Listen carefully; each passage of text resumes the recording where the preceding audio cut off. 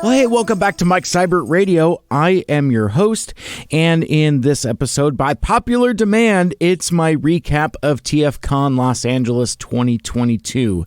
Now, I guess I need to throw a warning, kind of like a little bit of a disclaimer before we get any further. This podcast is not specifically like I don't know what I would call it, a journalistic recap. This is kind of more my personal experience. I'm going to talk about some of the things that I did at TFCon, some of the things I did with my friends. It is not a comprehensive play-by-play of each individual panel. There was a lot of stuff that I didn't see. There was a lot of stuff I didn't do because I was hanging out and doing the friendship thing. So if you are looking for a fully comprehensive recap of everything that happened and all of the events surrounding TFCon Los Angeles, you might want to look somewhere else. But in thinking about that, it kind of makes me wonder, who is covering this event? Like from like a media standpoint, like I know there are several Transformers based podcasts and news sites and websites and blogs and things like that, and I don't really see a whole much from the Transformers media. I'm not exactly sure what to take from that, and I mentioned in my TFCon preview that I recorded Friday morning after I arrived in Burbank. I don't know if there were a ton of representatives of, I guess, what you would consider Transformers media, like, you know, again, like podcasters and folks that I mentioned earlier. I don't know where I'm going with that, but it was just kind of like a stray thought that I have. But as I said, just kind of full disclosure, this is just kind of like my personal recap. And I do want to thank everyone who hit me up on Twitter and talked to me at the show, encouraging me to do this episode. I might not have done it otherwise. It's a very satisfying feeling when people are beating down your door, figuratively and literally, saying, hey man, are you going to cover this on your podcast? Are you going to talk about it? So let's go. So with that being said, let's just dive in. First of all, I should say that I had an amazing time. It was exactly the trip I needed at exactly the right time. I was away from work just long enough for it to feel far, far away, and I was able to actually genuinely relax and kind of put my focus somewhere else, which is something that was very welcome. It was terrific seeing my friends again, and for meeting new friends, and for meeting digital friends in real life. And I gotta tell you, it's weirdly humbling and flattering, the amount of folks who stop me on the show floor to talk to me. I gotta wait, aren't you Mike Seibert from the Mike Seibert Radio podcast? And it wasn't people messing with me. It was genuine. I had a couple things. It's like they would look at me for a few. It's like, don't you have a podcast? So yeah, that was pretty cool and felt really great, because usually it's like YouTubers and those kinds of folks that kind of get that that adulation.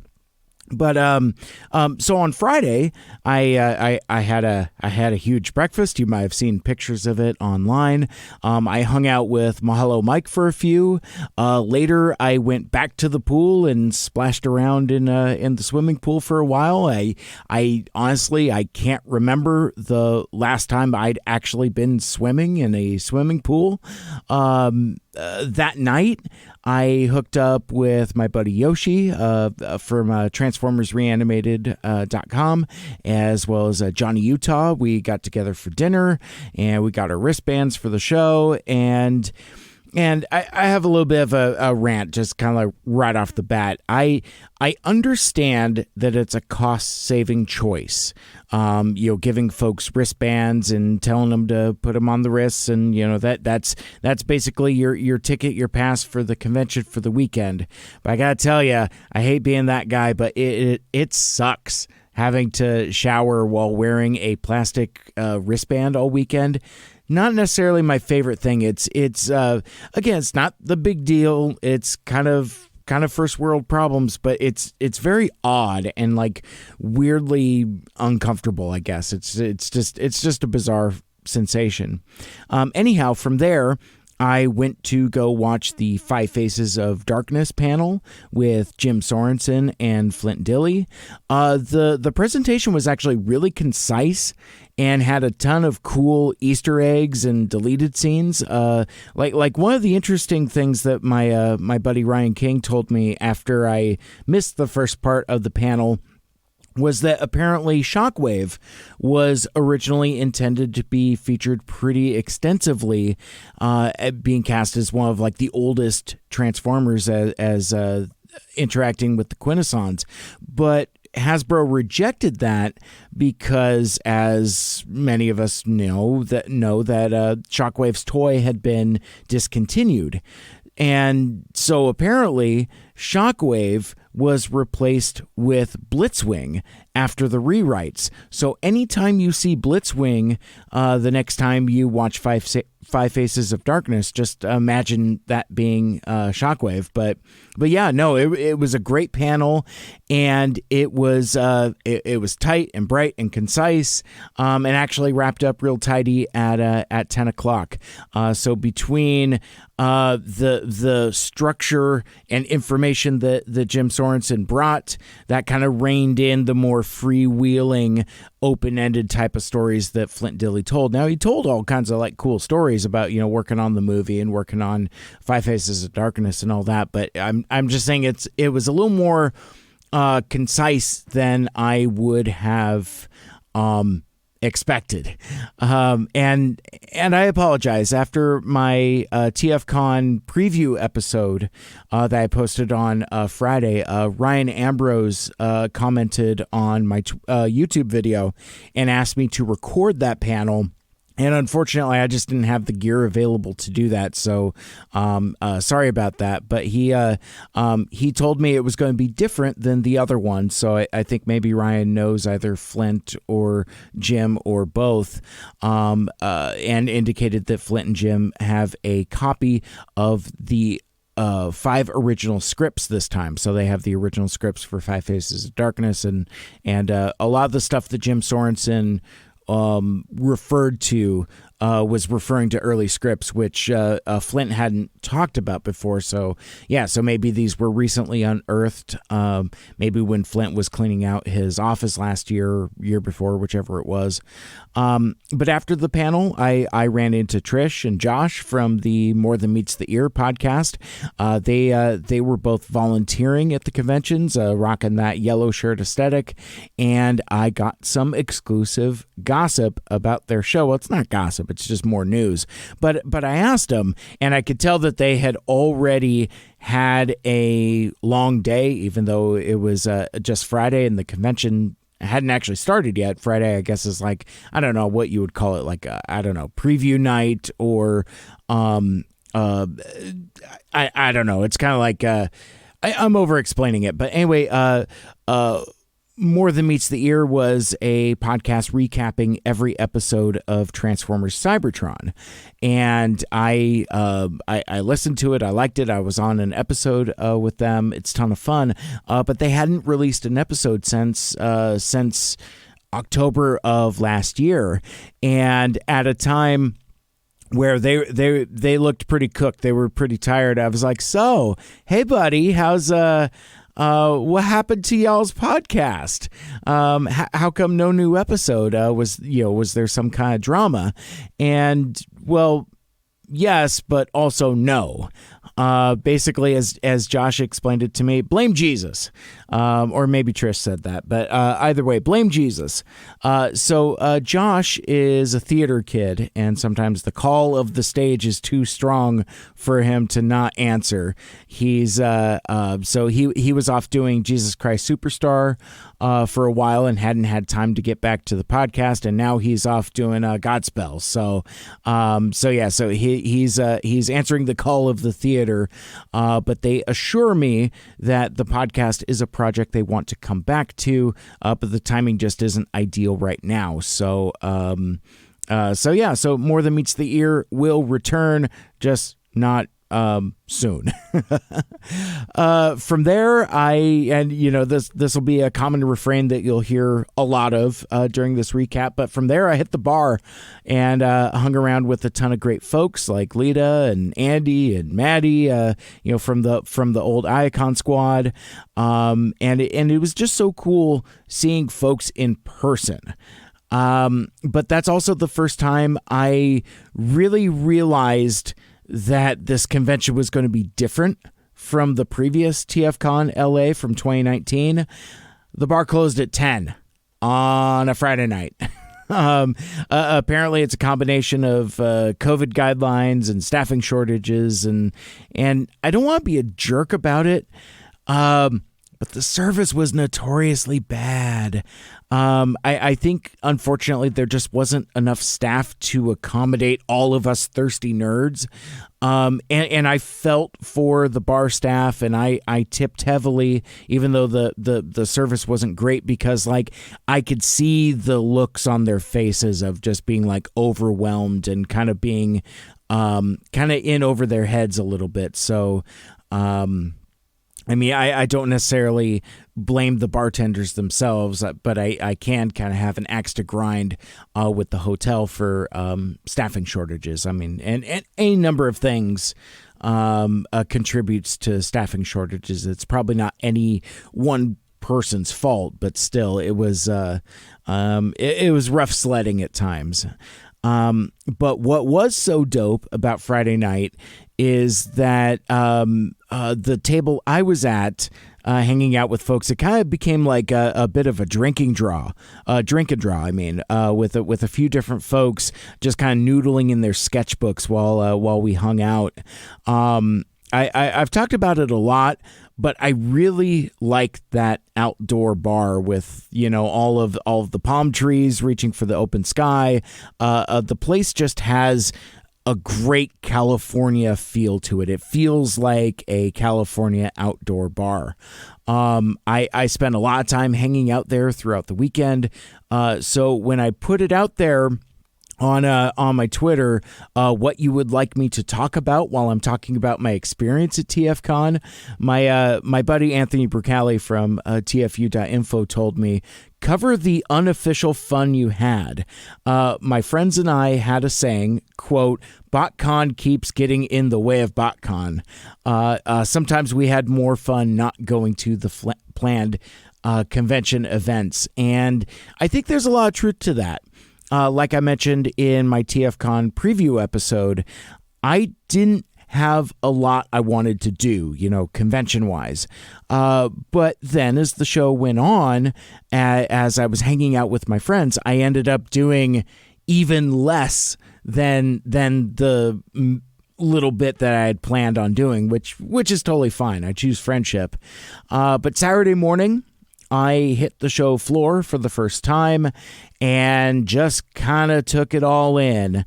And I was almost immediately overwhelmed by the amount of people there. It was packed Saturday morning, those first couple hours. I think everybody had the same idea at the same time to hit the show floor, probably toy hunting if I were to guess. I think it was just the bottleneck of people stopping and not knowing where to go. But I gotta tell you, my anxiety was spiking for a good little bit there because I was just kind of trapped in a sea of humanity. Now, granted, we're all wearing masks and everyone's vaccinated and things like that, but still just my being around that many people That's probably the most people I had been around in 3 years. So yeah, it was a little overwhelming, and it's always, I've been to a number of conventions, and that always happens, that bottleneck where folks just pile into the room, but they don't know where to go because nobody has the lay of the land yet. And really, that was kind of the only time I had that overwhelmed feeling, was like immediately on Saturday. But yeah, once folks got their bearings, it wasn't so bad, but it was, I was getting the heebie-jeebies there for a sec. But eventually I made my way around the dealer room and hit up the ages 3 and up table and made my first purchase. I grabbed that TFCon exclusive Masterminds Creations reformatted R46A Vexoprominion alternative. Prominion, I don't know. I've heard it pronounced both ways. Otherwise, it's the Batman Transformer. It's a third-party figure, and it's a spendy one. It's the most I've spent on a single toy. Oh gosh, probably in a long time, and probably, if I think about it, probably ever. But I really like the concept. But what really sealed the deal for me was seeing it out in the open. The nice folks at the table they had it out of the package. They were messing around with it, actually transformed it back and forth a couple times. So for me, that tells me that's easy enough for me, which is great. The nuance and the colors, it's just brilliant. Different shades of blue and silver and gray in there. But I'm mildly embarrassed to admit this. The feature that sold me on this 3-digit price point, unlicensed transforming robot toy that may or may not be invoking Batman has a suede cape. And that deal sealed the deal for me. And there's like a pipe, like bendable pipe around the edges so you can pose the cape as well. And it looks and feels cool. Now, I promised Robinist I do at least an unboxing video, and I am going to try and do that sooner rather than later. But, I'm not specifically a third-party guy. But I couldn't pass this one up. I know it's like the upteenth use of this particular mold, but I really like it. And for me, this is kind of silly, but in a weird way, I appreciate the audacity for a toy company to infringe on 2 different intellectual properties at the same time. Like, how is this company not being sued? At one point before I bought it, before I pulled the trigger on it, I was walking around with Yoshi, and I even challenged him. I was like, "Hey, buddy, I'm really thinking about pulling the trigger on this. Try to talk me out of it," which is kind of silly. But he looks at the figure, and with kind of like a kind of the precision that like a jeweler with a loop would look at something. He's kind of like looking at, kind of cocking his head, hemming and hawing. And then he steps back, collects himself, and very calmly says, "Look at the mouth." And I picked up the figure. I looked at it. I'm looking at the head sculpt, the face sculpt, and ultimately the mouth. And I was like, I don't understand. I don't see it. And he kind of leans in close to, so he could be polite. And he's like, "It looks like a Lego man." "What do you mean?" "Well, he told me that it looks like a Lego man mouth. But no, basically, like it's not specifically inaccurate. He's not wrong. Basically, it's just kind of like a flat, curved line and just kind of like a vague frown that's painted on there. I don't even know if the mouth is specifically sculpted. But either way, while he's not wrong, wasn't enough to change my mind. But later I met 80 Steve from Twitter. Me and Utah were just going through his booth when this dude recognized me from Twitter. He was like, "Hey, you're Mike Seibert, right?" And that's another thing too. Like I mentioned a moment ago that I had folks kind of hit me up and stop me and talk to me. Everybody got the pronunciation right, so that tells me presumably that they know me from the podcast, because like if you're just seeing me on Twitter and you see that I post as, Mike Seibert, most people pronounce my name incorrectly, call me Mike Siebert. So, and that's how I know. So like if folks call me Mike Siebert, that tells me that they haven't listened to the podcast where, it's very specific what it is. But yeah, it was just super cool. And he had this big old thick Bible of concept art from the 1986 and 1987 Transformers line, which included a whole bunch of stuff from the movie, like concept art, scripts, things like that. So I sat there in that dude's booth and like flipped through this book for I don't know for how long, but long enough for my dude Johnny Utah to kind of drift away. I was like, oh, where'd he go? Oh, he's gone, which is fine. You can't hang out with everybody all the time, I guess. But on my way back to the panel room to watch a panel called The Music of Transformers the Movie. It was a panel with Vince DiCola and Stan Bush. I saw this amazing cosplay. It was a sea spray hanging out by the pool. Cracked me the hell up. Just like the proportions. It was just a very wholesome looking cosplay. And the geography of the convention is like there's kind of like a gangway, like a causeway in between like the convention center that has the panel room and then kind of like the hotel lobby that has the panel room. Anyway, so this hallway, which also kind of separates the swimming pool and the outdoor bar, that's kind of like the main heavy traffic area. So really, in a sense, if you want to meet anybody or see anybody or do anything, just post up in the hallway and eventually you'll see everybody go by. But anyway, I was walking past and I kept walking, and then I stopped, kind of squeaked my sneakers. I stopped in my tracks and did that backwards walk to go check out this cosplayer.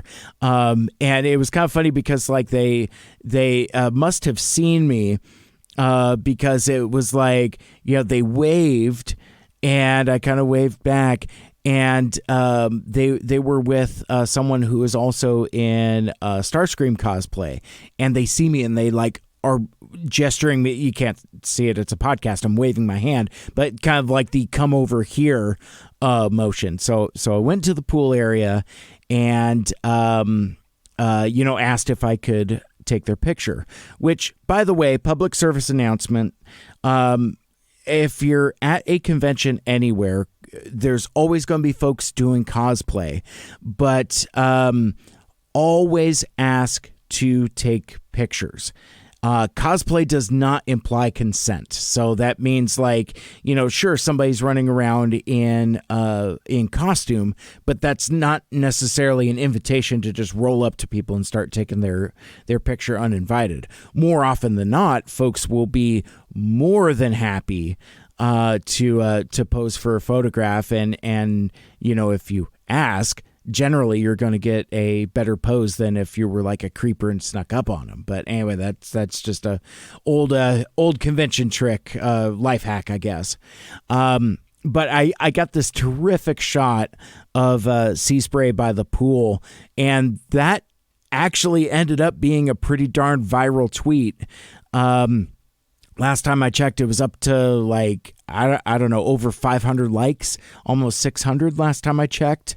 So Lita had asked me on Twitter what my favorite, with a U, what my favorite costume or cosplay was. And this was definitely it. I mean, there were so many terrific costumes there, especially from the folks from the Arizona Autobots. They really came out and represented it. But my heart belongs to Sea Spray. I also love that Alan Oppenheimer autographed the costume with the inscription "You are my Sea Spray." So it's just I don't know. It's just something as simple as a transformer that changes into a hovercraft hanging out by the pool, and just I don't know. Sea Spray is just a I don't know. He's a soft boy. I just thought it was so wholesome and just very innocent fun. But from there it was back to the dealer room because I had some autographs and that I wanted to get. And folks were on a schedule. Incidentally, I should mention at this point so there were like over 40 voice actors, and I couldn't quite figure out how they were going to do the logistics for this. Were they going to expand to other rooms? Where were they going to put these 40 people? What they ended up doing was doing them in shifts. So like there was like a 9 to noon group and like a 1 to 3 crowd.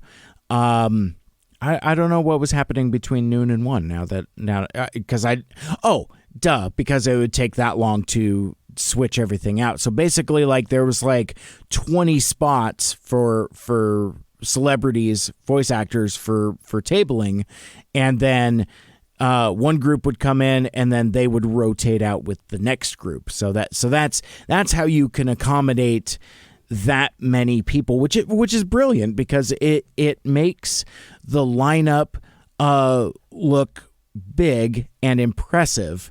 But by making the signing times more focused, I think there's better bang for the buck for the folks actually selling autographs, because I gotta tell you, there is nothing more depressing and heartbreaking than seeing somebody at a table for hours on end with nobody coming by. It's just not a good look, and you kind of curtail that a little bit by having this type of rotation.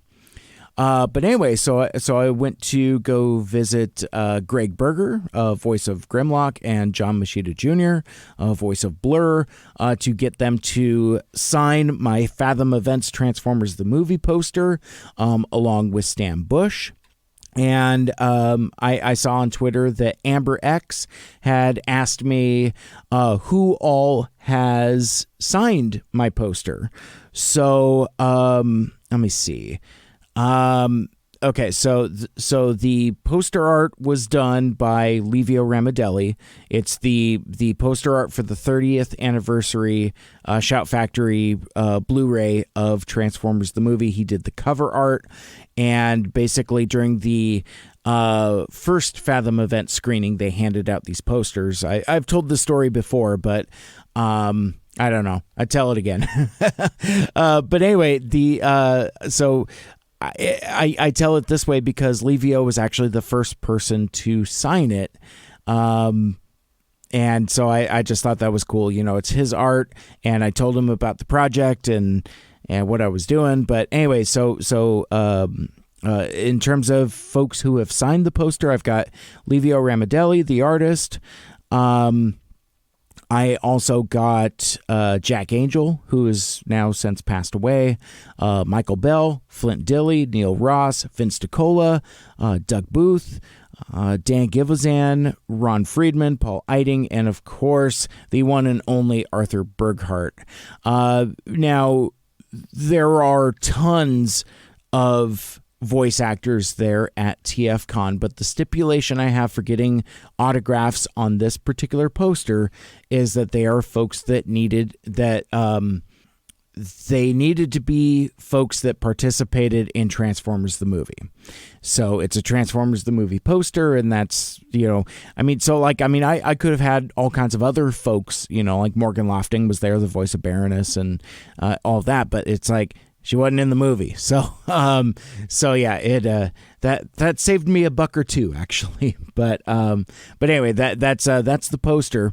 But I gotta tell you, it was fun to go through the lines for Stan Bush and Vince DiCola, because those are two guys that have both been guests on my podcast before. I bought a CD of Stan Bush's new album, Dare to Dream. It's a terrific album. I've got it on digital, but I wanted to have a physical edition for him to autograph. And I just didn't want to pay for the shipping. But it was great being able to thank him personally for not just for his participation in Transformers the movie, but also for being a guest on my podcast. Same thing when I was talking to Vince DiCola and his manager Peter, who both of them just like lit up.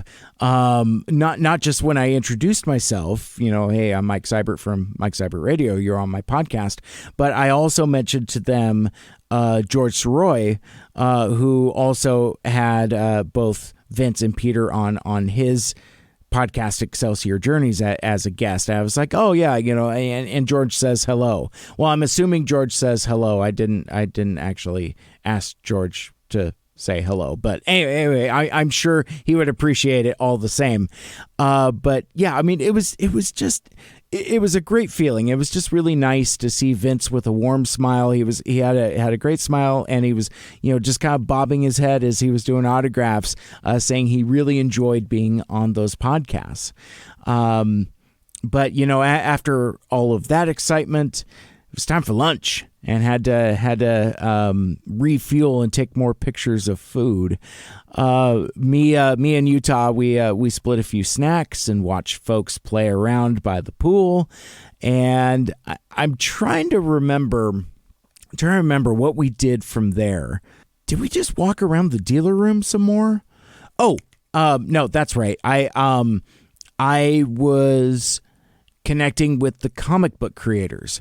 I got to meet Tyler Blazinski. He was splitting a table with Livio, and I bought the whole run of Constructicons Rising from him. He was the writer on that first story arc, kind of the contemporary Constructicons origin story for the Transformers Galaxy series. But this was a dude I had been meaning to connect with for some time, because there was just something about that series that just kind of struck me and got my attention. And I know it's a story he had been pitching to IDW for years. I think it took him like 6 years of pitching for the time to be right for that series. But it was, I don't know, it was, one of the things with the comic book industry is like, if you work on a comic, like if you're, artist or writer, you get a certain allocation of comps, copies of the book that are comped to you by the company. And I've learned in recent years that, I used to be the guy that would bring like entire long boxes of my own stuff to get autographed. Well, obviously, traveling to a convention makes that, especially if you're flying, makes that less conducive. But one of the things that I've also kind of learned in my interest of supporting artists more directly is that I would rather buy comps off the artist table rather than bringing my own copies that I've already bought and paid for. Sometimes even if I end up with doubles like I have with Constructicons Rising, but I just wanted to make sure and support the project and support the artist and just buy him off his table. So that's what I did. And it was pretty sweet too. He kicked in a retailer poster for Constructicons Rising that I was able to get some extra signatures on as well, including Casey Collar and Josh Burcham, who also worked on that cover. But it's a great book. If you want to read a completely new take on the origins of the Constructicons, I think you'll dig Constructicons Rising. It's only been collected in like the hardcover. It's like in the first volume of IDW 2, which is kind of unfortunate. I would kind of wish the Galaxies would just kind of get its own collected edition, or at least Constructicons Rising. But it's a neat little story arc. It deals with all kinds of themes of classism, haves and have-nots, and a little bit about addiction as well. But the spotlight of the series, I think, is that it kind of gives us the creepiest version of the Constructicons I've ever seen, and made them scary also, like scary and creepy, I guess would be a good way to put it. But as I was bombing around, I caught up with Andrew Griffith, and I ran into Lady of Rec also, which was so cool. But the spotlight panel for Saturday was the Transformers War for Cybertron cast Q&A that was hosted by Rick Alvarez, and this was the biggest panel I think I've ever seen at a TFCon. I just went back through the pictures I posted, and I counted 16 people up on stage. Now, a lot of them were voice actors, but there were a couple writers as well, including showrunner F.J. DeSanto. Now, your mileage may vary with regards to the Transformers War for Cybertron series. I'm kind of in the middle of the road.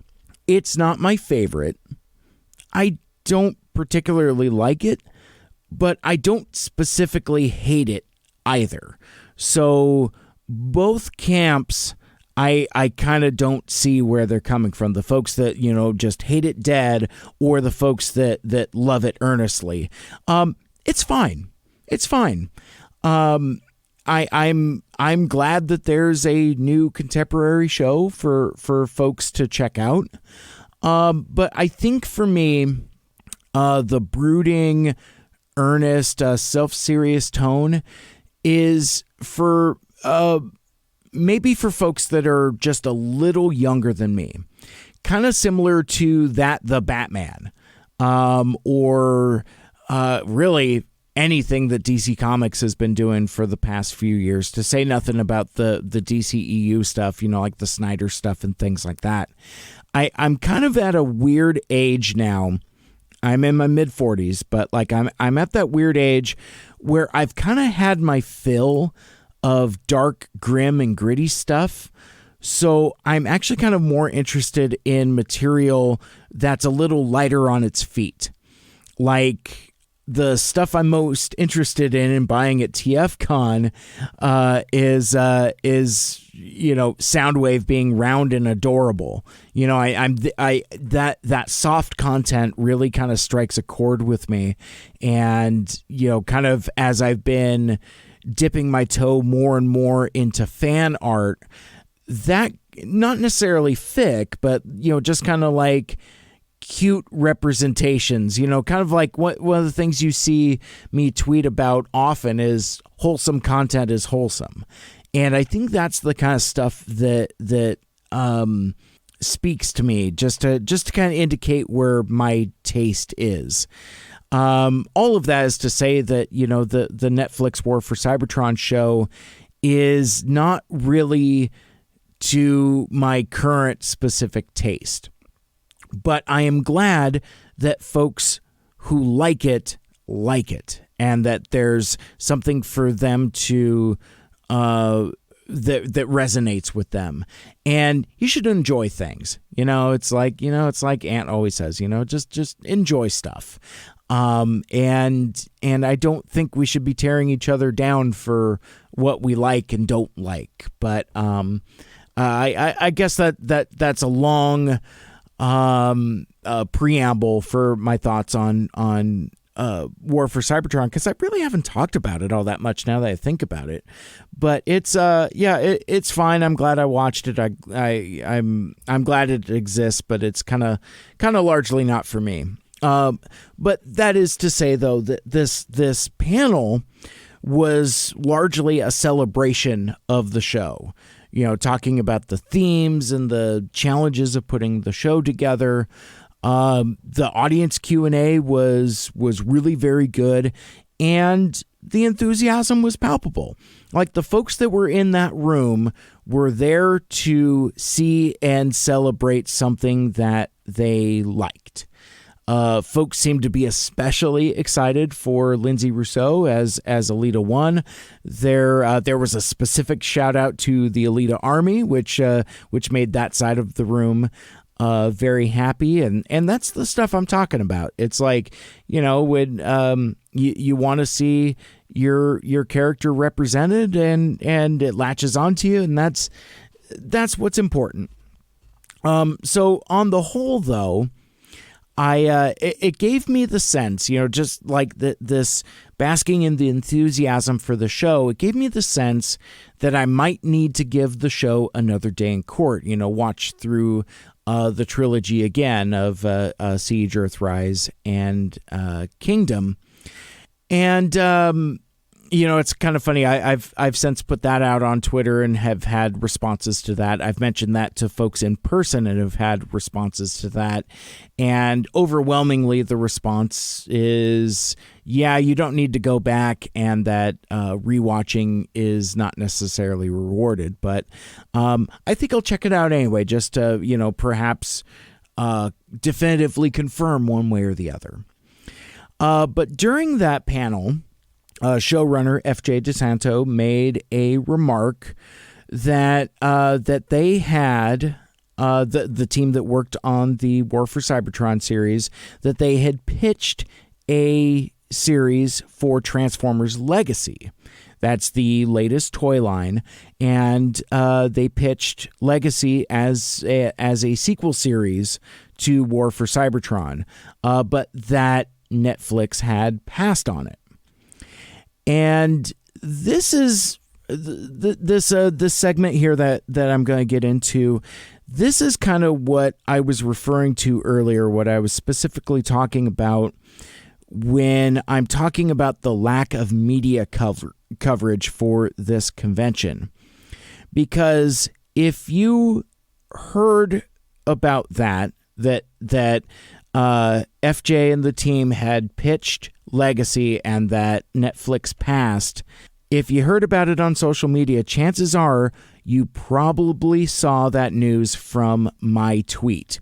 And I'm not saying that because oh man, I'm a meme lord and give me clout. It's not that. It's that, why is the news coming from me? It should be coming from I don't know, Allspark or Unicron.com or even Sabertron, for Christ's sakes, just all of the folks that kind of want to be first. How is it that a podcaster from Seattle ends up being first on this?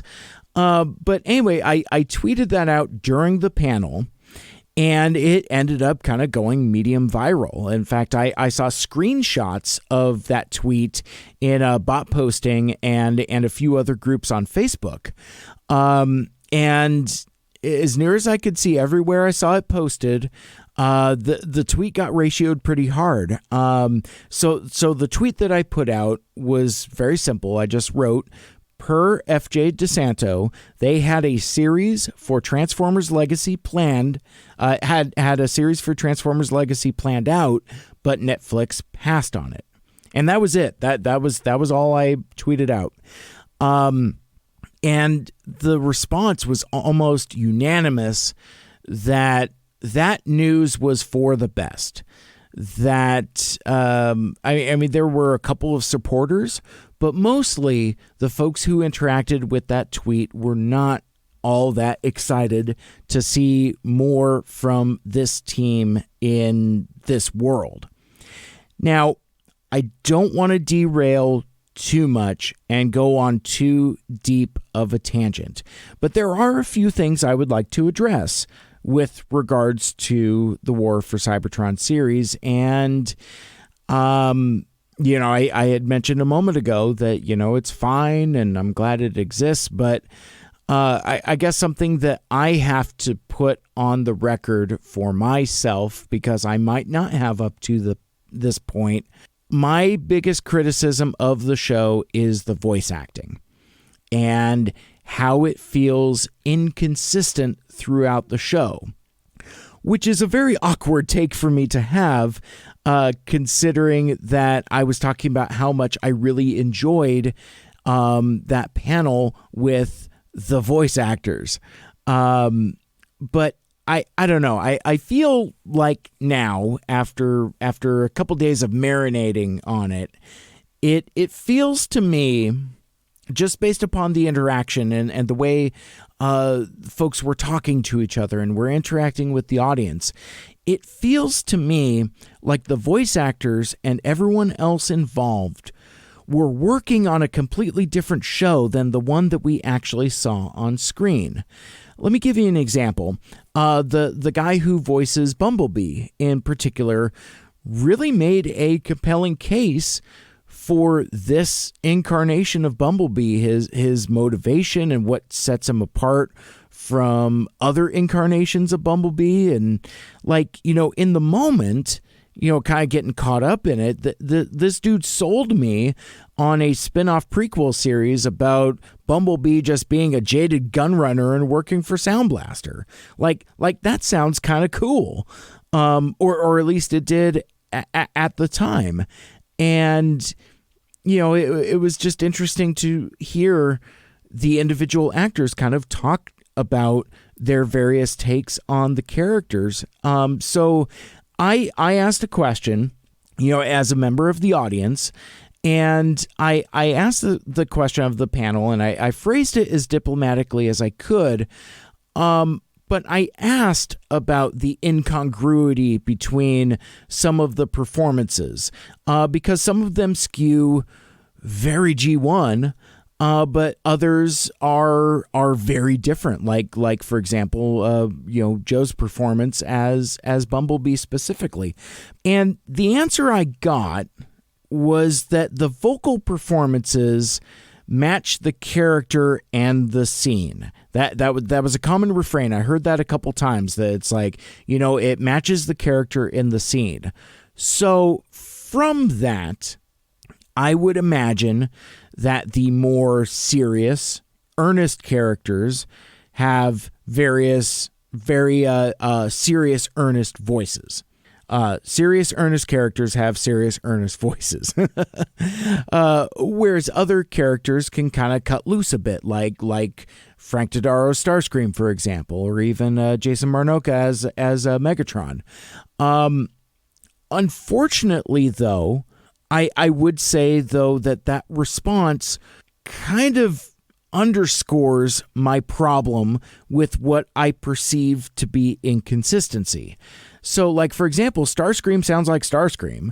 Wheeljack sounds like a very Jersey-esque G1 Wheeljack, but the other characters just kind of sound generic, unfortunately. Like, there were voice actors like the guy that plays Ultra Magnus, the guy that plays Prowl, the guy that plays Hound. And unfortunately, again, I'm not trying to disparage anybody's voice talent, but all of those voices are like weirdly unremarkable and indistinguishable. Whereas the dude doing Wheeljack, it's like I can feel what he's going for. And when he's sharing scenes with Ironhide and Ironhide just sounds like a dude, it's just very odd. So I understand what the folks are saying when, like, you want the voice to match the scene, and you don't want to go for outright impression.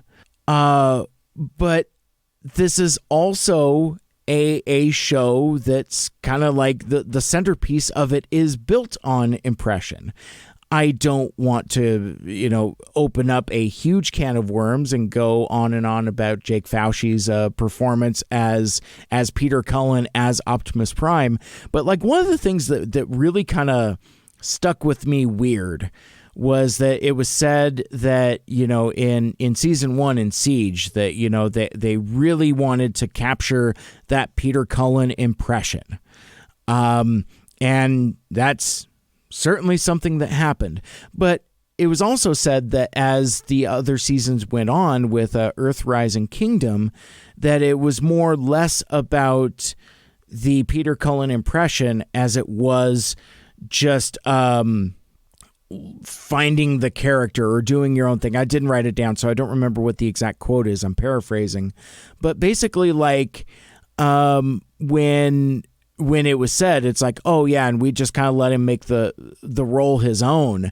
And I remember kind of looking over at the dude I was sitting with. I'm like, yeah, but that's not good. It's not good. It's not a good performance. the impression is fine, but I heard from a podcaster that I'm really good friends with that, voice acting is little v big A. And I think that Optimus Prime performance being the centerpiece of the show is a big damn problem. I would, and it's just weird, like at a time when we're talking about like the voice matching the character and the scene, then don't rely on the impression then. Run far the other direction.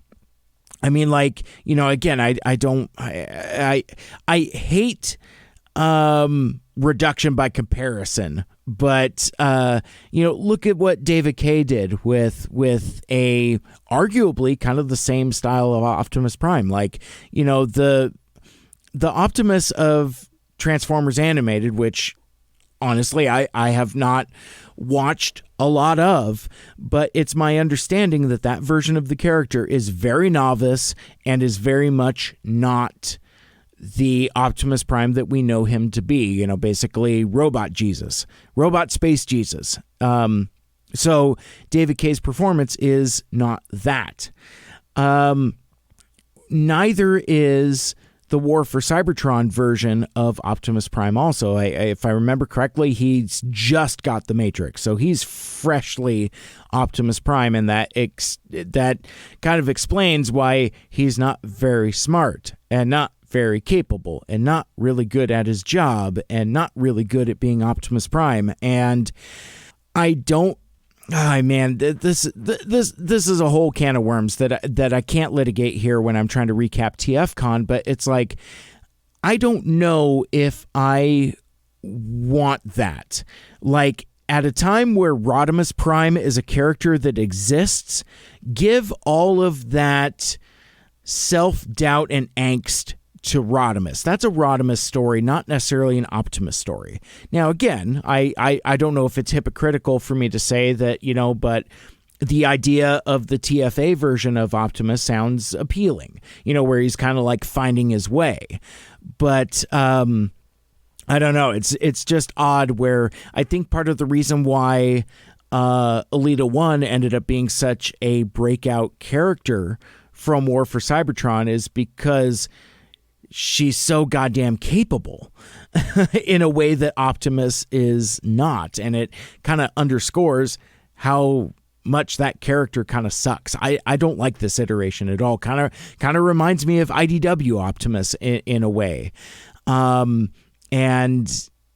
like, I mean, I don't want to say that G1 Optimus is the gold standard, but it kind of is, because like the thing that people forget about G1 Optimus is that he's kind of a goof. He's kind of a I don't know. He's I mean, Ron Friedman says it best. He refers to Optimus Prime as Big Daddy, and I think that's it. He's dad. And sometimes dad is kind of a goof, playing basketball and telling people to compute fast and is sometimes lighter on his feet and makes mistakes and admits it. Optimus Prime from G1 is a good dude. He's a really great character. And another thing that folks forget, and it's weird because like I point to Transformers the movie as my favorite movie, but that version of Optimus Prime, which I think directly informs the Michael Bay iteration, the stoic, earnest murder Prime, that is the version of Optimus Prime that we see in Transformers the movie, because that evolution of the character has had enough. By the time he gets to Earth and he calls out Megatron, one shall stand, one shall fall, it's not because he's trying to be badass. He is badass, but it's like, I have had enough of this. Too many people have suffered. Too many of my friends have died. This ends now, here, today. I have had enough. So there's like a weariness and exhaustion to it. But when people look at that performance in Transformers the movie as a singular thing and think that that's all that Optimus Prime is, I think they get it wrong. That's just my 2 cents. But because, I mean, that Optimus Prime is the dude that 20 years earlier was playing basketball and, you know, has gone through some stuff and has been changed. But yeah, man, I mean, you know, to kind of get back onto War for Cybertron, I guess the thing that really irks me is the slow pace of the dialogue and all the Shatner-esque pausing. Help me, Spock, help me. That wasn't even a Shatner line. It doesn't matter.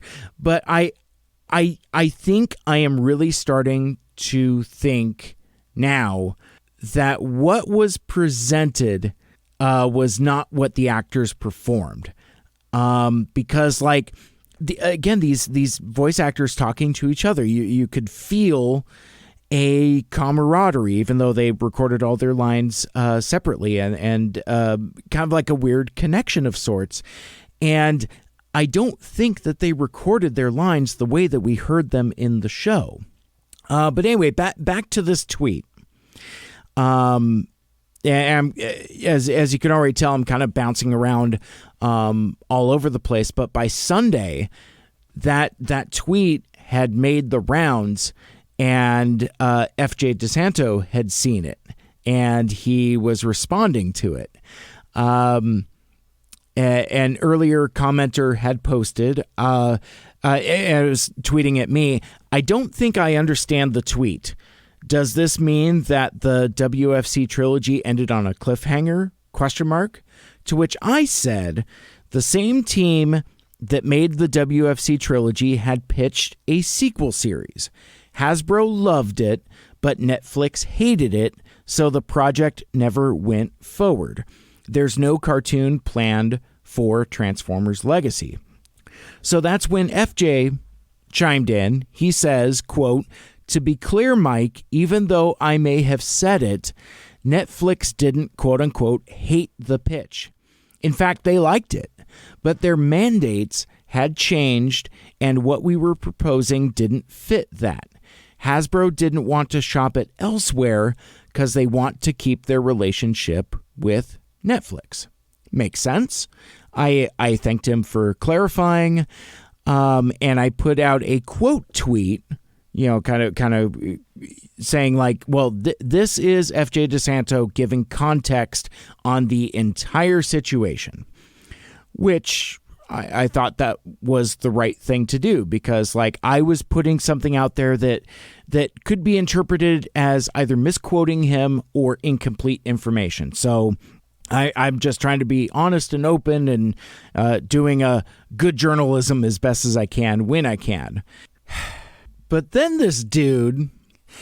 So then FJ DeSanto responds with, "Excited for TFU eventual shit comment about how he hates the show." And I just don't know what to do with that, man. I sent it over to Ant at tfu.info, and because, I mean, it made me mad. I was actually kind of mad, and I couldn't figure out how to respond or what to do. So, like I don't get where he's coming from. Also, especially knowing that, you know, I'm friends with Anthony, it's like I wasn't going to not share that with him. But I guess, I don't know, man. I guess this wouldn't be the first time that my friendship with Ant has put me in hot soup. See also our BotCon episode. But seriously though, I am almost positive, pretty sure, Ant has never said he hated the show. Not once. In fact, he's defended a lot of the stronger points in the series, and really honestly at a time when several other Transformers media folks weren't. And I don't know, man, that's kind of fucked up, you ask me. But then later, in the same tweet chain, when I was thanking him for the clarification, FJ responded with, "Of course, man, thanks for covering it. Did I say hate during the panel? I can't remember, and I'm a touch dramatic. Okay, so again, let me see if I can try to untie this knot. So from my recollection, FJ DeSanto never said specifically Netflix hated the pitch for Transformers Legacy. He just said on Friday night during that panel that Netflix had passed on the series.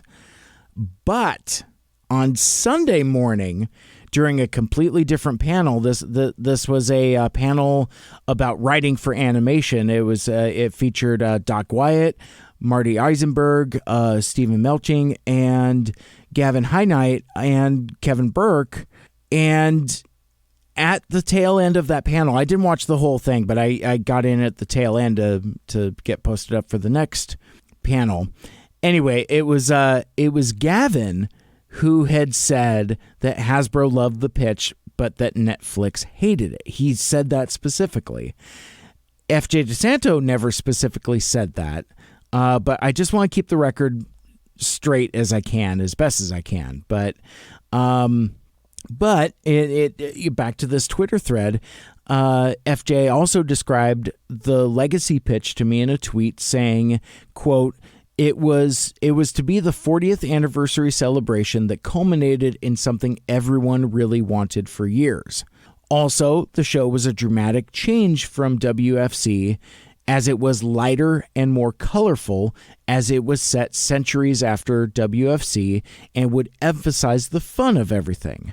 See how colorful the Legacy packaging is and you'll get the idea. So yeah, so there it is. It's out there in the open. They pitched Legacy and it was passed on, and we'll never know what it is, but from what has been described, sounds kind of cool. Because I for one really dig the synthwave vibe of the Legacy packaging. So yeah, I don't know, man, but overall, that was a really fun panel on Friday night, and I do also want to shout out Rick Alvarez for doing a great job hosting. Thought he did a good job, and it was a fun way to close the night. Like I'm very mixed and kind of all over the road in terms of the material that I'm talking about here, but as a panel discussion with a room full of people, yeah, it was great. Kind of the highlight of the night. A lot of fun. And then, though, from there, it was all about that nightlife, baby. I like the nightlife, baby. She says, let's go. Now, I've described this at other times already, but the main bar we hung out at was basically kind of in the middle of the hotel on the outside. There were benches and tables kind of around the perimeter, along with plenty of tables and chairs, even a handful of like oversized chairs with plushy pillows kind of around fire pits. Plus, obviously, seats all around that freestanding bar. Such a cool place to hang out. I don't know if I have a list of top bars, but this would definitely be on there because I've now grown a sentimental attachment to this particular place. Like, I get the feeling like if I was ever in Burbank, unrelated to Transformers stuff, I would probably make it a point to go to this bar if I can, just to get a drink. You know, kind of just like you grow an attachment to a place, and I think I have an attachment to this place. But now I also want to say, if I hung around with you during the weekend and I disappeared for large chunks of time, I sincerely apologize. Apparently, I'm a social butterfly, and I ended up just kind of like flitting around from like a handful of different groups. Like, you know, I had Mahalo Mike and Ryan King, my Seattle homies, who incidentally I only seem to hang out with when we travel for conventions. I saw Lita and Wasabi. They were rolling with a crew. Andy had a squad. The IDW artists rolled in at some point during the night, and tons of other cool folks. A lot of the fan artists made their way into the bar area as well. Trish and Josh came in.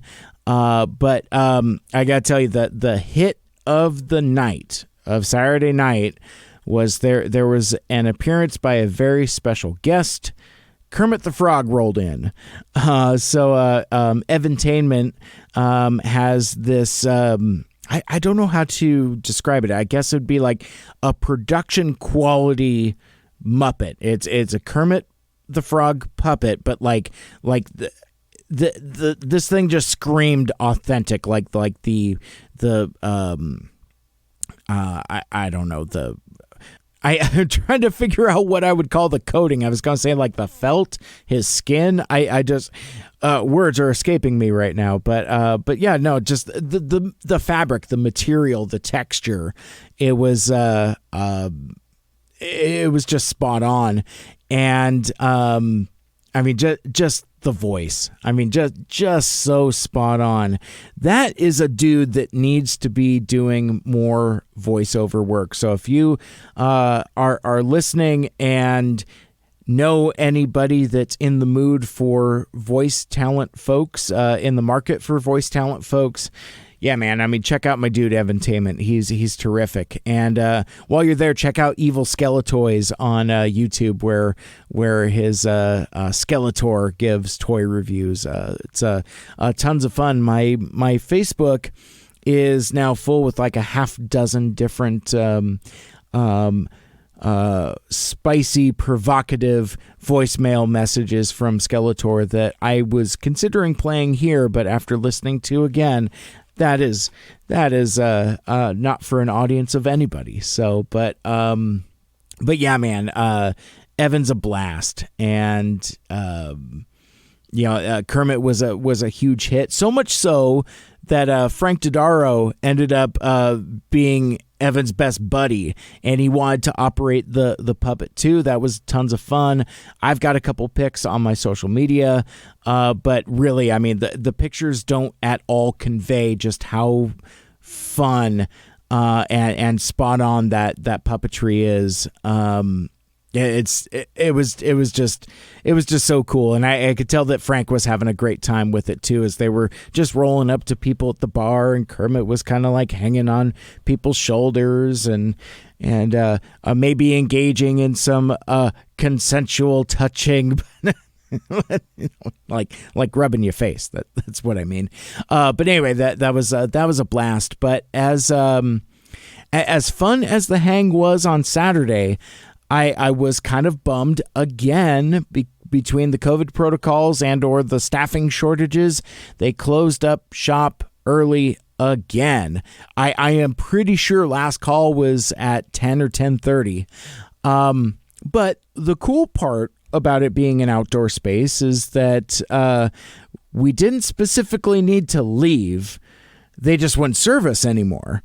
Now, it's California, so it's nice. But it's also California in March. So when it got later and later in the evening and they had turned off all the propane heaters, it was definitely getting a little chilly. Like we were kind of getting the hint. Later in the evening, there was this huge group that basically took over the lobby.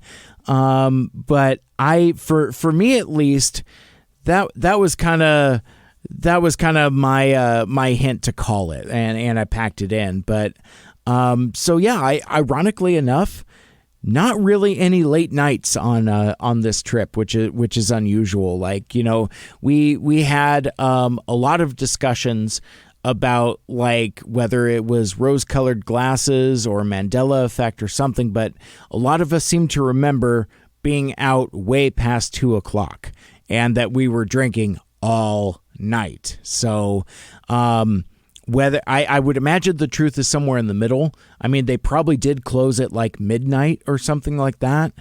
But I don't know. I do remember kind of like bar hopping within the hotel because there are like 3 different spots you could get drinks. But anyway, I don't know if we were like outside drinking until 2. But anyway, another thing that was interesting in terms of like the late night hang, no room parties or parts parties, or at least what I could see on the bulletin board. Somebody was advertising Transformers themed adult toys, and not the kind of adult toys like their premium adult collectibles, the other kind of adult toys. But I saw that, and I'm just too much of a prude to actually go check that out for myself. Now, Sunday morning, that was kind of a slow moving day because, even though the evenings weren't as late, I'm getting older and I'm moving slower, especially to start the day. And the time change did not help, messed up my internal clock. But then as me and Yoshi in Utah were getting coffee, we realized the show floor didn't open until 10 instead of 9, and we were hanging tough at like 9:30 or something like that. We thought the show floor was going to open at 9, opened at 10. So what else do? It's time to go grab some breakfast drinks. I'd have a Bloody Caesar. Do I know what? I'd have a Caesar, too. I could have a Caesar if you guys are having Caesars. Hard to see a Caesar not want a Caesar. That's actually the American Caesars. From there, it was the Studio Series stop motion panel with Flint Dilley, Stan Bush, John Machida, Greg Berger, Vince DiCola, Travis Ryan, Joe Troutman, and Francis Osley. Now, this was the panel, more than anything else, was the one that I couldn't miss because friends of mine were involved and I wanted to show up and show my support. Now, if you haven't heard of this project, go to the Hasbro Pulse YouTube page. All 5 of the shorts are up there now for you to check out, and they're a ton of fun. I think 3 of them were shown prior to the Fathom event screening of Transformers the movie, the most recent one. So it was cool to see them up on the screen, and it's nice to see them available on YouTube now. But that was a project that was really kind of the brainchild of Joe Troutman. He's the founder of the Transformers Till All Are One, where fans and talent come together Facebook group, and it's a great group. It's terrific, and it's a safe space, for lack of a better term. It's a safe space. Better than some of the other groups that you might have come across and you might have been turned off from Transformers fans on Facebook. And I got to tell you, I'm in a bunch of these grosso groups, and there's some really nasty people out there, and there's some really nasty groups out there. I was warned early on in coming into Transformers fandom to stay off of the message boards, but at the time I don't think Facebook groups were as prolific. So I would give that advice to pay it forward. Be careful with Transformers Facebook groups because, I guess it's, I want you to be empowered to make your own choices. I guess it just depends upon how you feel about casual misogyny. That's not casual. So that seems to be a lot of the garbage content I see. But anyway, Joe Troutman, he is friends with Flint Dilley, and they co-wrote the stories together. And one of the things that they wanted to do with the stop motion project was add on to a few things from Transformers the movie, kind of like some unresolved business. Like, what happened to the second Cyclonus? How was it decided which characters got discontinued? And who created Unicron? And is there more to Gnaw than meets the eye?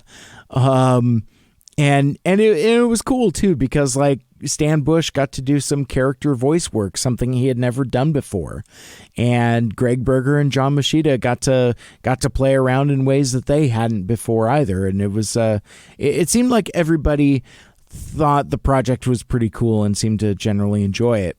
But also, metalheads, you metalheads out there, you might know Travis Ryan from a band called Cattle Decapitation. I mean, I don't, but now I'll need to check out their stuff. But it is an imposing Unicron performance. And also Trish, she did a really cool flyer for the panel. I saw those all over the show floor on Saturday, advertising for the panel on Sunday. And it looked great. She had told me she hadn't really messed around with Photoshop before, and she did a really good job. I thought it looked really cool. But then from there, if you remember back to my TFCon preview episode, I had basically said that, I could sit in the panel room all Sunday. I didn't, and I'll get to that in a sec. But from there, from the stop motion panel, it just literally bled through into Flint Dilley talking about Transformers the movie some more, as well as G.I. Joe and Sunbow. Actually, it was kind of funny, and it was spurred on by an audience question. But for a segment there, it just kind of became like Sunbow History Hour, which was pretty cool. And that actually kind of like transitioned really nicely, because that was about the time that Ron Friedman showed up for the panel he was going to do with Flint Dilley. But basically, like, that first part of that discussion was just them talking about G.I. Joe, which was really cool. But yeah, so, they eventually transitioned and just kind of talked about Transformers the movie some more. It was fun. It was a great conversation. But for me, though, it really wasn't anything new. I mean, I've seen both Ron Friedman and Flint Dilley enough to have heard pretty much all the stories I need to. Now, that being said, I would also recommend you should check out Flint Dilley's book, The Games Master. It is excellent. And you could check out Ron Friedman's book called I Killed Optimus Prime, So Sue Me. That is also available on the Amazon. But yeah, man, I mean, Midday Sunday was all about just kind of wrapping up the dealer room and the show floor. And I got to tell you, it's fun times going through the fan art area, almost immediately having a drink of whiskey. I was feeling no pain. Like that initial buzz that kicks in when that first drink hits. Anyway, I think that helped me loosen my wallet and lowered my inhibitions, because like, I think I bought more from the fan artists in like that last run, that kind of Charge of the Light Brigade, than I did anywhere else the whole weekend. You know what? I blame Apollo. I blame Apollo because, like, she had DM'd me and sent me a tweet and asked me to pick up some Starscream stuff from Plushie's table, and just very politely saying like, hey man, if you make it back to the dealer room, could you grab me a couple things? And but the cool part about the fan artists being in a row is I just did like this speed run, and I got stuff from pretty much everybody, including Plushie. I grabbed some stuff for Apollo, grabbed some stuff for myself. I got a frog sketch from Shape of Metal, as well as Soundwave sketches from Fist Raid, and a handful of prints from Deacon Shaw as well. I got some other stuff too, but I don't have my haul in front of me. I don't know. Maybe I should do a video of the full haul, and maybe talk about some of those items. I'm not sure.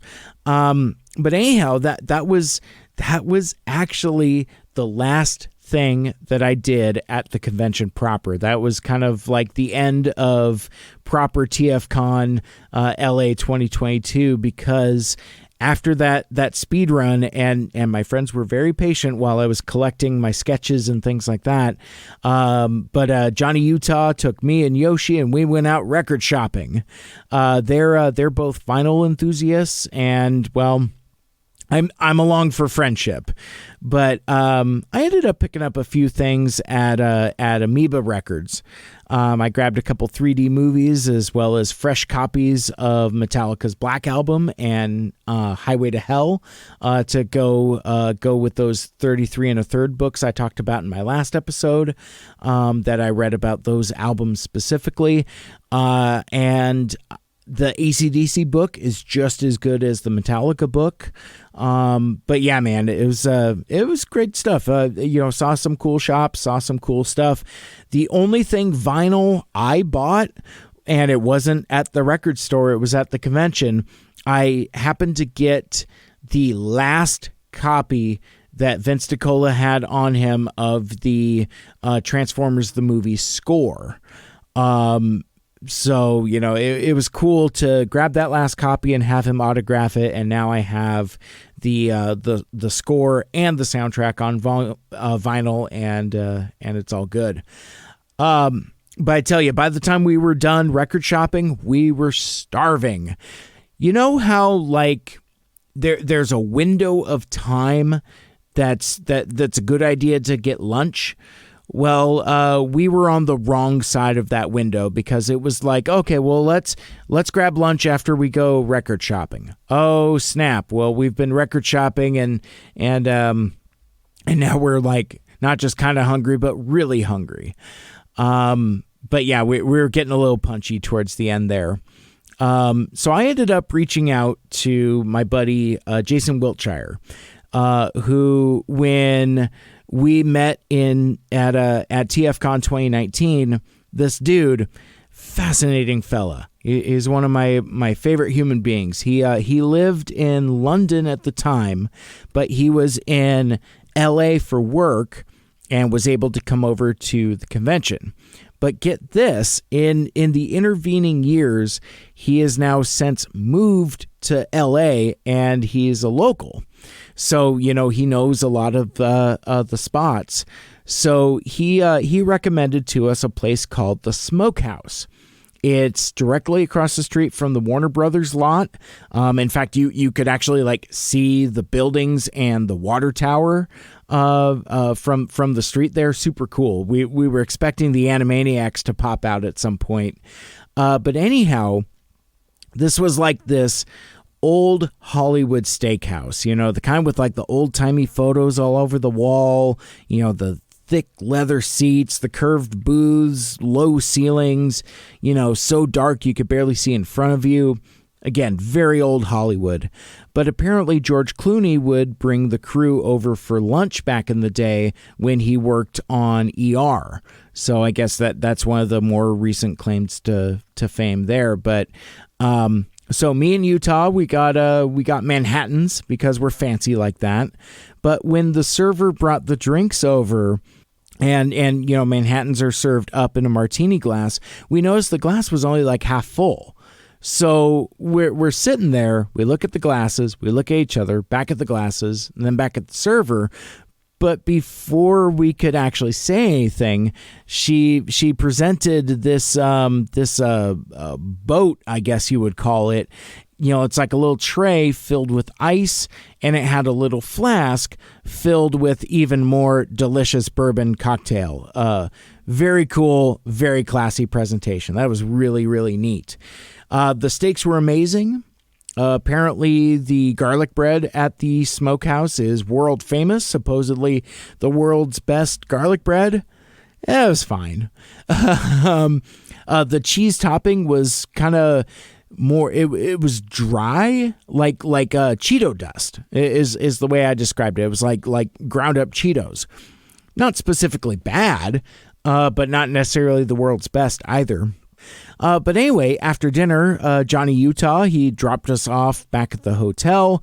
Before heading home, for a 6-hour drive back to Phoenix.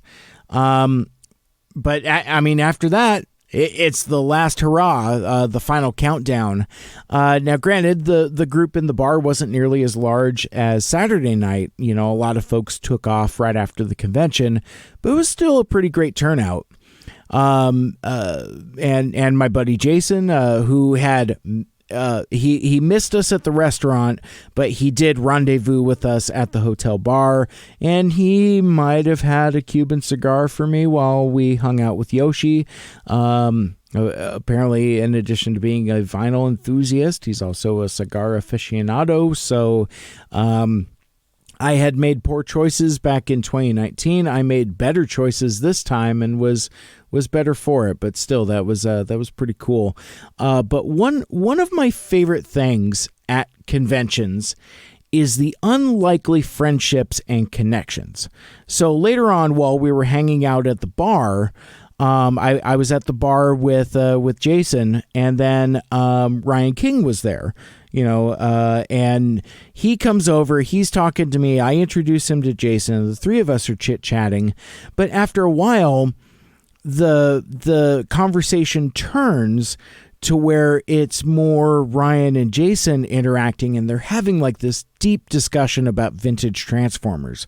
They're both huge vintage collectors, and they ran into a little bit of disagreement about opening sealed vintage toys.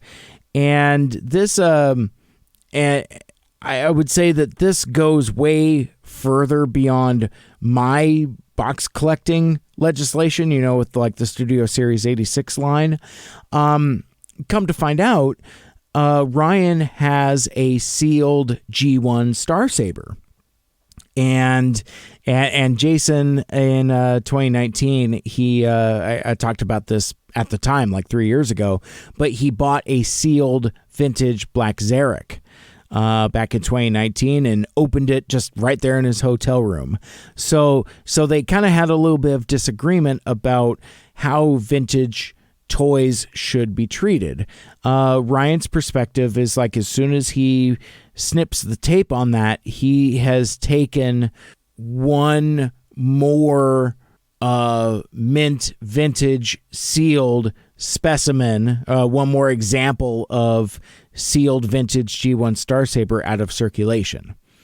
And Jason's perspective is, they're toys. Play with your toys. Enjoy your toys. It's a box, you know. It's like, what kind of joy do you get out of having a box?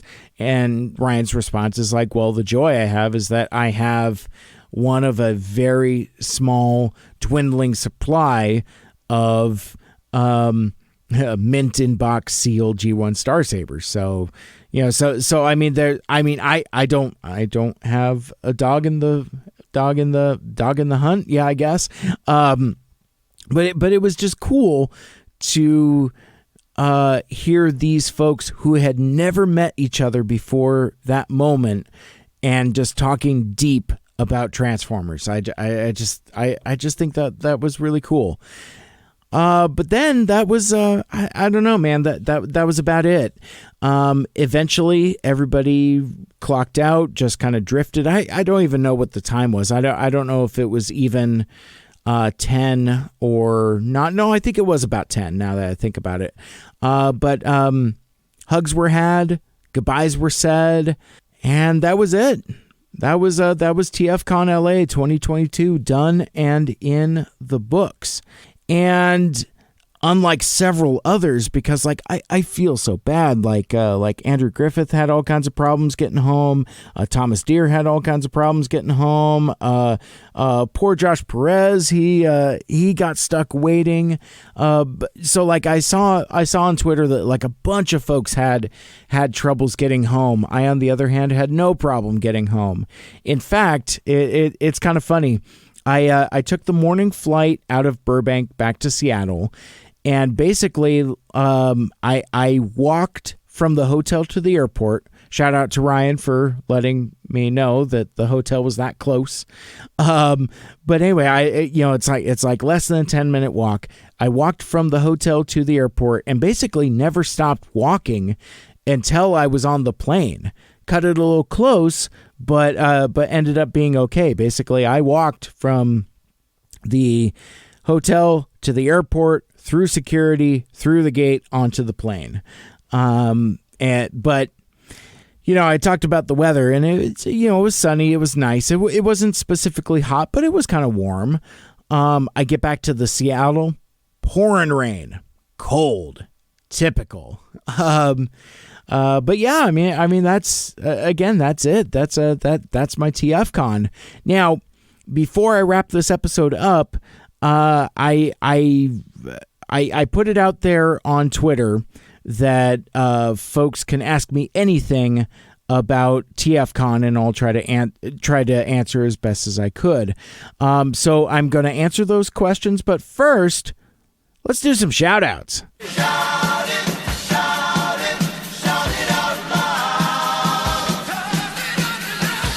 Now, I know I will not cover everyone I interacted with, so if I miss you, I'm sorry, but I do want to give a shout out, kind of run through the list of some cool folks that I interacted with, starting, of course, with my buddy Johnny Utah. He was my errand for this trip, as well as my pal Yoshi. Check out his fan fiction project, Transformers Reanimated, transformersreanimated.com.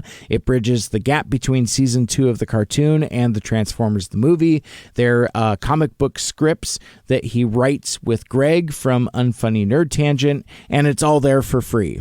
I also want to shout out 80s Steve. He was the first dude who recognized me on the show floor.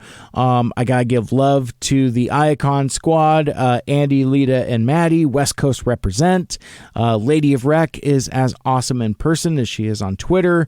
I got to give it up for my PNW Transformers Collector Group buddies, Ryan King and Mahalo Mike Robinson, and all of the IDW artists that actually know me, which is still kind of weirdly surreal, but folks like Thomas Deere and Casey Collar, Livio Ramadelli, and Andrew Griffith, it's like I said, surreal to have that connection with these guys that like, oh, hey Mike, how's it going? It's weird. And it was great meeting Tyler Blazinski also. Cool dude. I gotta give it up to Trish and Josh for keeping the riff-raff out of the panel room. Can't wait for the eventual return of More Than Meets the Ear, but until then, you can check out their back catalog everywhere you listen to Mike Seibert Radio, including that episode I was on that I don't remember the episode number of it, but it was a little episode called Space. And, I also want to thank Greg Berger and John Machida Jr. and Stan Bush and Vince DiCola, those cool folks, for autographing my Transformers the Movie poster. And for all of the friends that I hung out with in the bar and all of the fan art I bought from, so I got to give it up for Jason Wiltshire, but also,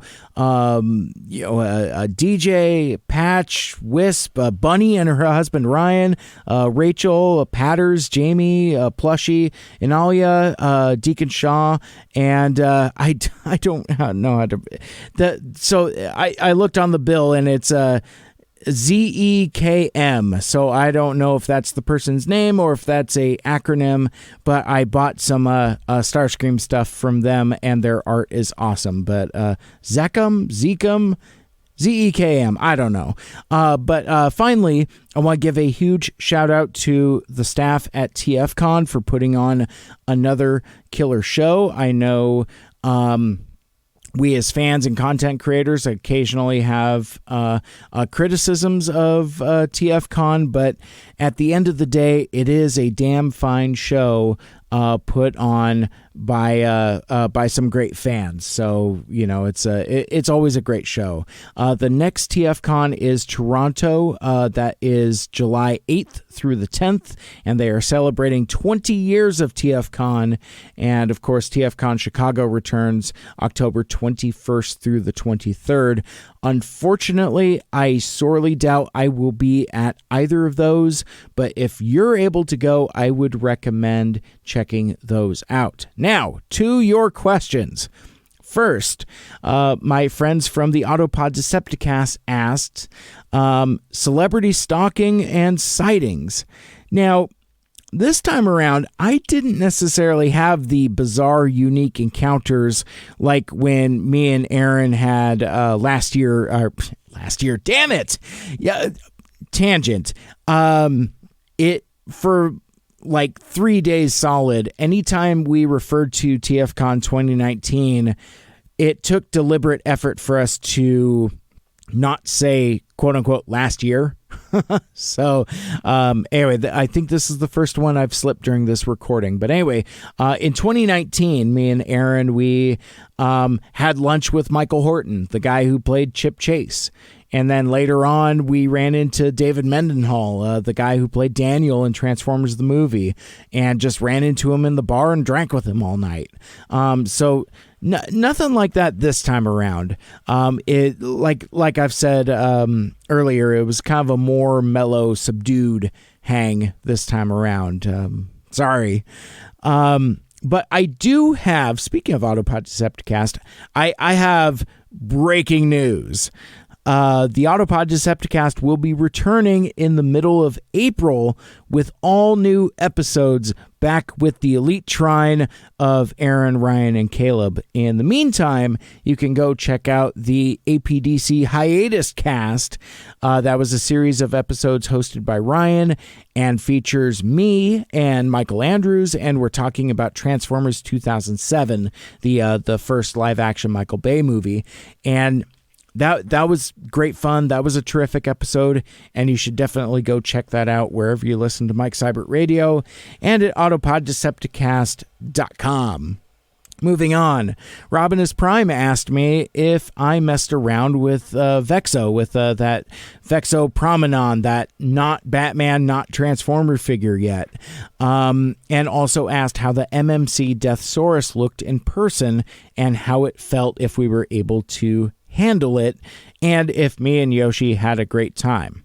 So working backwards, yeah, man, it was the best time, and it was cool hanging out with Yoshi. Now, at the Mastermind Creations table, they did have test shots of that Deathsaurus out on the table. They had one in robot mode, and then they had one in a chicken mode, along with prototypes of Eject and Rewind, but we couldn't handle any of them. It was kind of like, look with your eyes. Looks good, though. Not for me, but I mean, if folks are into what MMC is doing and they like that aesthetic, and it looks cool. I'm not getting it, but yeah, it looks good. Now, as for Vexo, I've messed around with him a little bit. Like I've put in like his wings to make it the bat wing. And as I was showing it to folks at work, I discovered that the wings pull out fully. And if you pull the wings out far enough, you got yourself a Robert Pattinson Batarang symbol that, basically like it attaches to his chest and it becomes a knife. It's really dumb. But the toy is awesome. The knife Batarang bat symbol thing is pretty dumb. But I haven't transformed him yet. And I think I'm still going to do an unboxing video. I've been busy the last few days. I'm hoping to maybe get that done this weekend. Maybe we'll see. But I would really like to. I actually have an idea for a style of video I haven't done before, so I want to kind of try to see if I can challenge myself. But yeah, no, video content with Vexo is coming. Amber X asked me what it was like meeting John Bailey. Now, John Bailey is a voice actor. He has voiced Optimus Prime. He voiced Soundwave and Shockwave in the Bumblebee movie, and has done a bunch of other stuff on YouTube as well. Now, I didn't actually meet John Bailey this time around. I met him back in 2019, and the prints that he had that he was selling for autographs, the artwork on that was of Bumblebee movie Soundwave, and the art was done by Andrew Griffith, who ironically enough was not at TFCon because he was up in Seattle for Emerald City Comic Con back in March of 2019. Anyhow, I unframed that print and brought it with me this time so that I could get it double signed. So, John Bailey had autographed it back in 2019, and I got Andrew to autograph it this time around. So now it's double signed. But when I met John Bailey in 2019, he was kind of aloof and a little distant.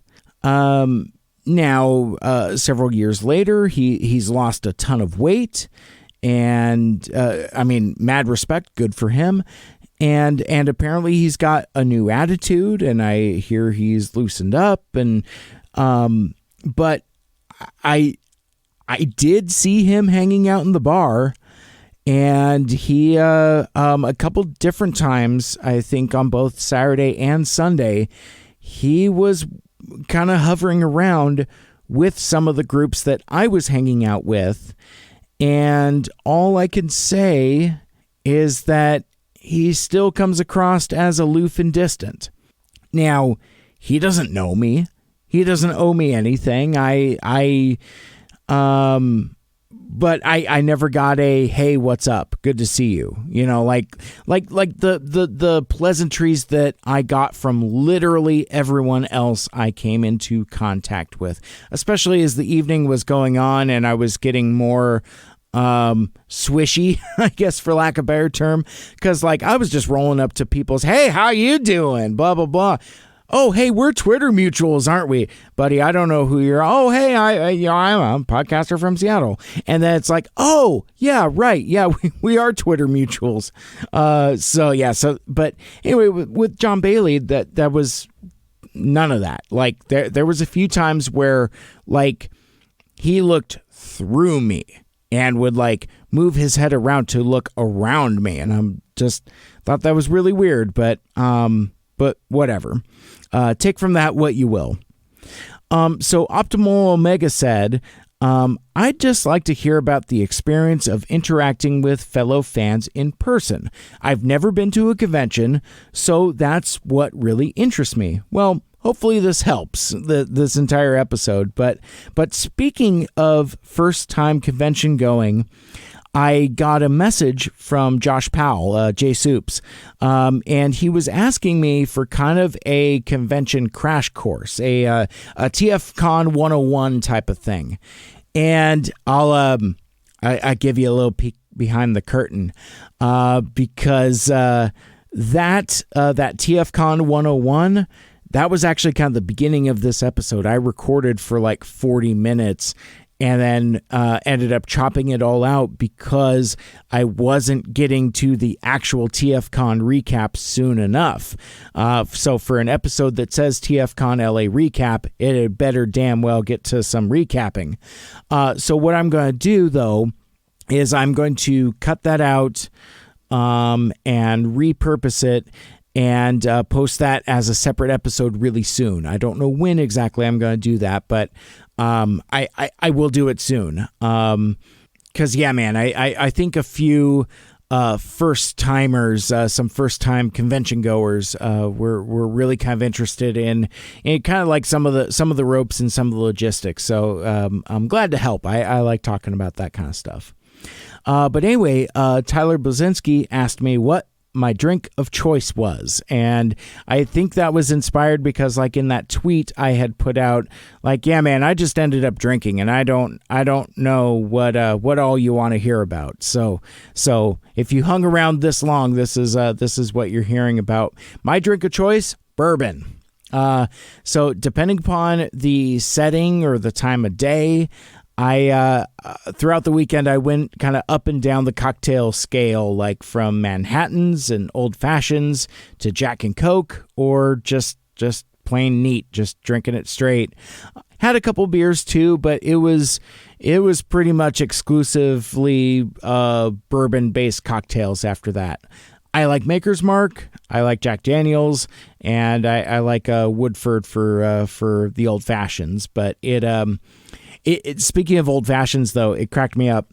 By Sunday evening, the block of ice that the bartender was like breaking apart for the ice cube for Old Fashions, it had melted and then refroze and then melted and refroze to the point where it was so fused together that they couldn't actually bust off square chunks for the drinks. So they just ended up making Old Fashions with chipped ice, which for me, that's fine.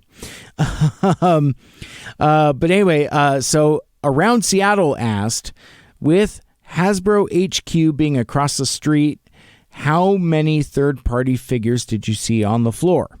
So the Hasbro building that's across the street, that's apparently their media headquarters. I guess the toy division is still in Rhode Island. And a quick aside from that.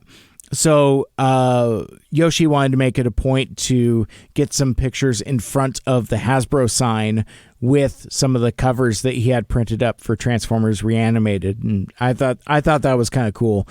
So we did that. So we found the sign that has the Hasbro logo on it. But yeah, I think it's just like offices. I mean, there's nothing front facing. There's nothing for tourists to go to or to look at. In fact, there's a gate in front of the we couldn't actually find a front door. It was just kind of like a rolling gate for a garage.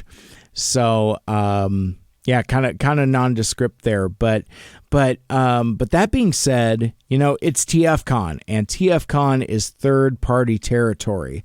There was a good mix, I suppose, between third party and official, but I would say that there was more third party than official as far as the retailers go. Not necessarily the dealers, but like, vendors like Chosen Prime, ages 3 and up, Toy Jojo, and things like that.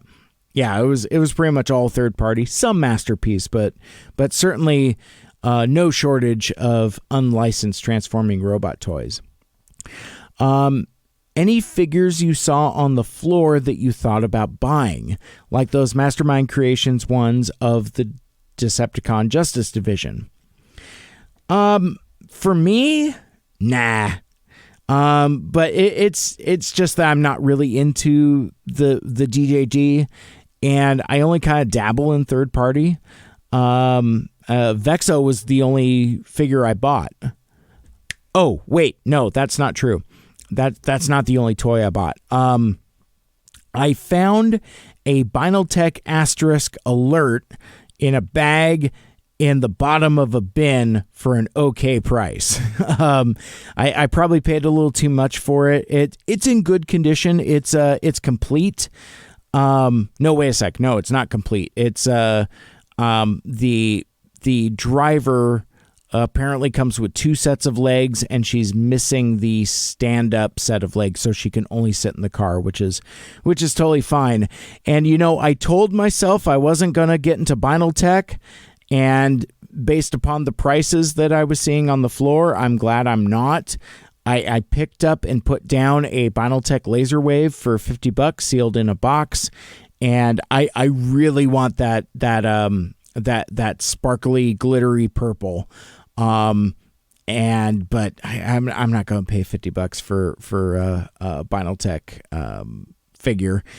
But I thought Binaltech Asterisk was, kind of like that. That's a weird curiosity line, with like some weird toolings and weird character choices, and so I don't know. I don't know where my collection is going to go now that I'm done with Vinyl Tech, and now I have this weird outlier that's like a die cast of the Subaru mold that doesn't go with my plastic alternator Subaru mold. So I don't know. Anyway, I'm getting far afield. But yeah, no, my dude Aaron is all in on the third party stuff. He's got like a couple different versions of those DJD dudes and seems to dig them. But I didn't see anything that really wanted to turn my head. With the exception of, and actually now that I'm thinking about it, we all know I like Soundwave, right? And that Robot Paradise, not Fans Toys, not Soundwave, Acoustic Wave, that's kind of calling my name. But I don't know if I can spend $250 for a action figure that turns into a rectangle. Now, this also kind of seems to be what my weird mania is too, because I am on the lookout for a Masterpiece Soundwave. I would really like an MP13. And one of the things that I think I'm looking for is the Hasbro version, because it comes with more tapes. And I saw one on the floor for $250. Didn't buy it. So I kind of got into this weird... I don't even know how to describe the feeling, but it's like, well, shoot, if I'm going to spend $250 on this, I may as well spend $250 on that. So, but since it was $250, I ended up spending not that on either of them. So walked away empty-handed. Anyway, so how much was it to get into the convention? Do you think it was worth it? Will you go back? Will you go back again? I mean, the question is, $55 for a weekend pass. Yes and yes. Ed Thinks a Lot asks, what was your favorite piece of artwork? Now, that's a hard one. I saw so much terrific art. So actually, oh man, my favorite piece of art isn't actually mine. It's not something that I got commissioned. It's not something that I even own. But I think my favorite piece of art that I saw at TFCon was from Thomas Deere. And he did a really cool piece of art celebrating the release of the new director's cut of Rocky IV. It's kind of depicting Ivan Drago imposing over Rocky. And the whole composition of it is very similar to like Mike Tyson's Punch-Out, you know, with like Stallone from the back looking very small and Drago looking huge and menacing. But what makes it cool, though, is that Thomas had brought the original art with him, and he brought it over to Vince DiCola for him to get autographed because, you know, obviously Vince DiCola did the score for Rocky IV. And I don't know. I just think that's a cool story. I love that story for him. Speaking of, ironically enough, so Lita asked me, are there any standout moments? Things you wish you would have seen but didn't. It can be panels, toys, etc. Well, let's see. So, toys I was looking for that didn't find. I'm still short 2 members of my Super Sentai Lambo Ranger squad, and I blame Andy for that. Because I've become obsessed with the Siege Sideswipe mold and all of the various colors of the rainbow that it's in. I have all of the Siege Sideswipes except for the Netflix version, which is it's dirtier, and then I'm missing the G2 deco, which is part of the what is it? It was that Amazon 2-pack. With Skytread, I think it's some like covert assault team or some such like that. But basically, it's the Siege Sideswipe mold, but it's done in black and red, and the colors are very reminiscent of how Sideswipe looks in Generation 2. But the only place you could get that was in that 2-pack. I missed it the first time around because I wasn't into the Sideswipe mold at that point. And now, after missing the window again when like that set was kind of like on discount from Amazon, now I can't find it for anything resembling a decent price, and I don't really want to spend a whole lot for it. Same thing with the Siege Sideswipe. Like I saw, I don't know, at least a dozen of them from a couple different vendors. They were all charging $45. I am not going to pay $45 for a Netflix Siege Sideswipe. No thanks. Especially since I want it loose. So I'll just keep looking on eBay. I'm sure I'll find it at some point. But those were toys I was looking for that I couldn't find. But in terms of other stuff, I came to this convention with the agenda of being flexible and going with the flow, knowing that there would be choices that could potentially keep me from doing stuff that I would otherwise have done if I'd have been by myself, as opposed to hanging out with friends. But it was always my plan to choose friendship and to enjoy it with no regrets. If I ran into somebody I knew, I stopped. I visited, I talked, and I didn't rush, which is something that's very, very new for me. I've always had the feeling of being rushed and being on the go, whether I have somewhere to go or not. At conventions, I can't sit still because I'm always in this state of feeling like I was missing something, like a constant state of FOMO. But this time, though, at TFCon LA 2022, I specifically made the choice to change my perspective and to go where the wind took me. And I have no regrets about any of my choices. But that being said, I am 0 for 2 on visiting the Scum and Villainy Cantina. It's turns out it's about a 15-minute drive, and that's just a little too far when the hang at the convention is good and poppin'. My wife suggested I go there for lunch, but turns out they don't open until 6, so that kind of added a level of difficulty.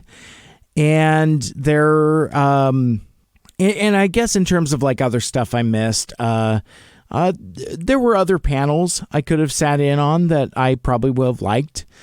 Like I missed the Remembering Jack Angel panel, and my buddy Ryan King was telling me about it later that night at the bar, and he said it was good. He said it was okay, but it got really sad at a number of times, which I mean is understandable and appropriate.